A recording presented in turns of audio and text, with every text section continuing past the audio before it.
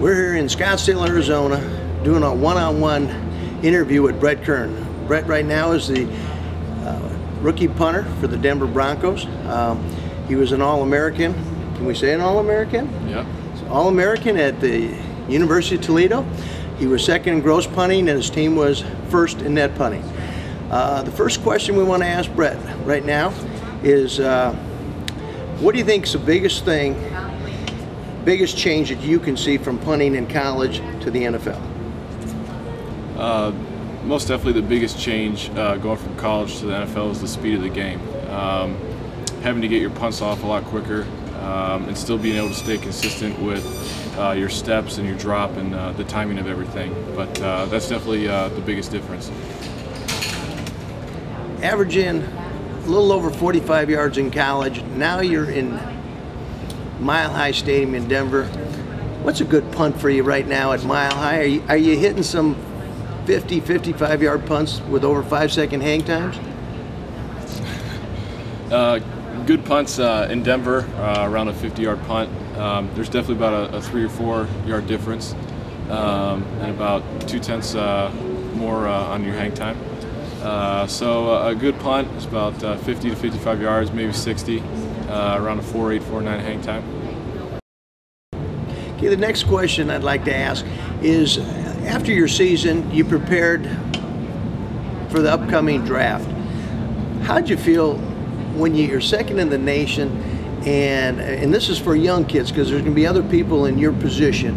How did you feel when you were second in the nation and you weren't invited to the combine, even though you went to the East-West Shrine game and I believe the Hula Bowl, and then you weren't drafted? I mean, what were your feelings first, not being invited to the combine and seeing other guys go that you knew you were better?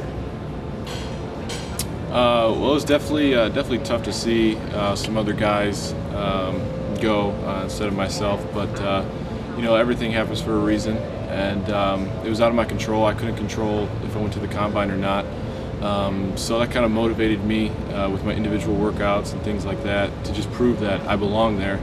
But it was frustrating, but you know, everything worked out, and you know, it should just motivate you because you know, the draft is not really a kicker and punter thing. So you have to expect free agency, and you know, if you just go out there and try your hardest, combine or not, teams are going to recognize you.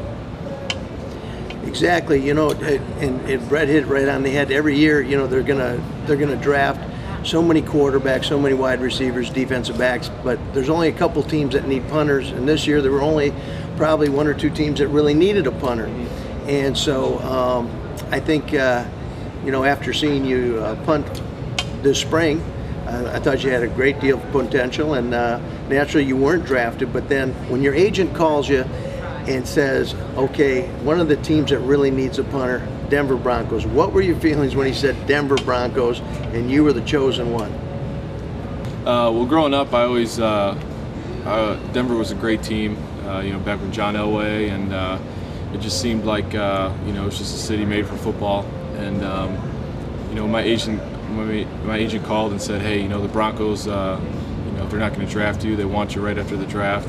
I got excited because I knew it's a great football town. I knew I'd have a chance right off the bat to compete for a starting job, which is really important. And you know, it's just a great opportunity. I was excited, and I heard about the Mile High and the ball goes farther and all that stuff. So it was definitely exciting for me, and it was definitely a blessing.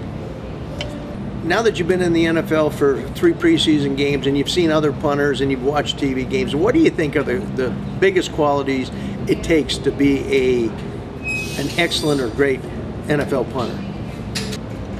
The thing I noticed with just watching some of the other punters that we played against in these first couple games was consistency. You know, that's a big aspect of the game. You can have the biggest leg, but if you can't turn over, you know, 8 out of 10, 9 out of 10 balls, they're not gonna take you. And to get that consistency, you need a lot of mental toughness, and that's the biggest thing I've learned through camp and just these couple preseason games is that you know, you got to be mentally tough to be able to focus on your drop, to have the same drop every time, you know, the same steps, the same speed. you know, and that's the biggest thing, is to be able to separate yourself from everybody else, is being mentally tough enough to rebound after a bad punt, perhaps, or just be able to stay in the same rhythm, same flow to hit every punt perfectly. One interesting point that I've noticed throughout college and the NFL, when a kicker is good, you know, he gets all the credit, and when he's bad, sometimes it's a bad snap and a bad hold. I know when I was a special teams coach, I think one thing is having a good punter, but you really look for a guy that's a good punter, fulfills all the qualities you want in a punter, but the other intangible is holding. And I think some people don't realize how important it is to have a good holder. So talk a little about your ability to hold, and what you feel about your holding technique and abilities. You know, the biggest thing about holding is a lot of people don't realize the detail that it takes to be a great holder.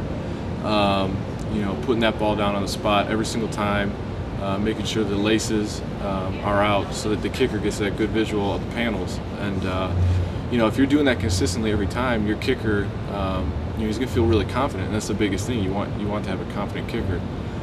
So I mean, it takes a lot of detail, just a lot of focus.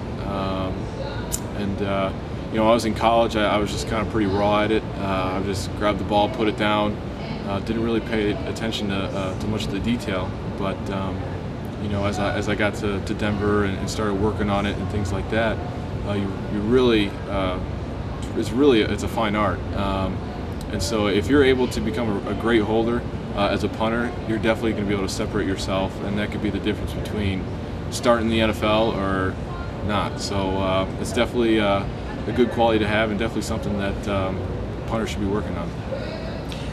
All right, we're now in the 4th preseason game tomorrow night against the Arizona Cardinals, and there's still 2 punters left in camp.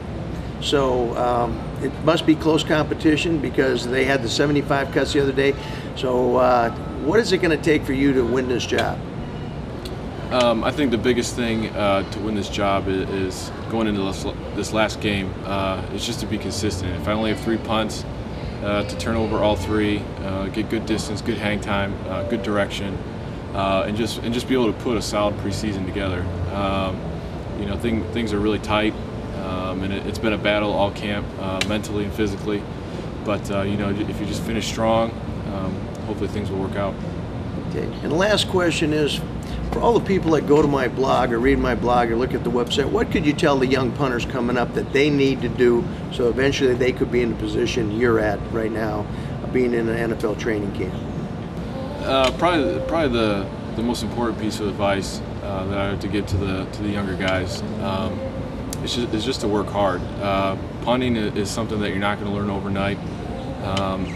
You know, it takes a lot of talent. I personally think that you're one of the best athletes out in the field, if being a punter, and to master the technique. So the biggest thing is just to keep working hard, keep getting consistent. You know, if you're hitting 4 out of 10 balls, you know, try to improve to hit 5 and then 6. Every time you go out in the field, always have something to work for. Always have a goal to accomplish. That practice session. Just don't go out there and just kick balls, because you're not going to get any better. Work on something different each time, whether it's directional left, one time directional right, the other time pooch punts. Just trying to get more consistent with turning the ball over. Always focus on getting better and working on something. Over a period of time, you'll end up mastering the technique. So. I want to thank Brett Kern for this interview before his final preseason game here against the Cardinals, and I wish him the best of luck in the final cuts. Thank you. Thank you.